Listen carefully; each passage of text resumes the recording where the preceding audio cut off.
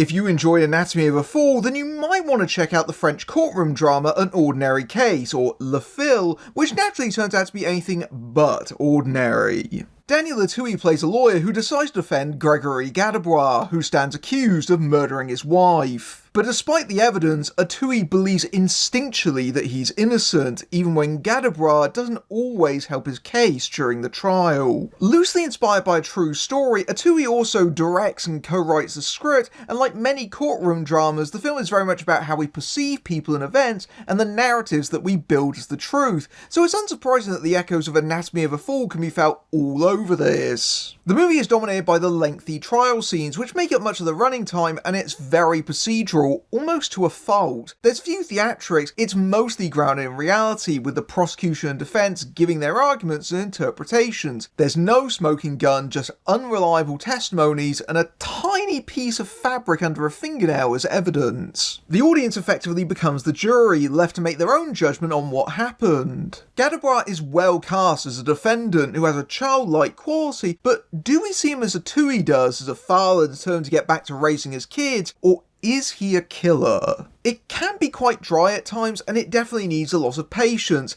It doesn't help that Auteuil, the writer and director, is quite fond of Auteuil, the actor, and gives himself a lot of lengthy monologues. That being said, this is one of those films that takes a while to reveal what its true intentions are, and they're not the same as Anatomy of a Fall, with the key difference being that that film was ambiguous to the end, whereas An Ordinary Case has a very definitive conclusion. The final minutes of the film drop several major bombshells, and it's a devastating conclusion that leaves you with a pit in your stomach and makes you reassess everything that had come before in a different light. The movie's purpose becomes very clear at that point, including a cryptic recurring image of a bull that will leave you unsettled long after the credits roll. Incidentally, if you are planning to see this, you probably shouldn't look up why the BBFC gave the film a 15 certificate, and I fully understand why, as it is something you want to warn people about, but it also gives away the film's very final scene.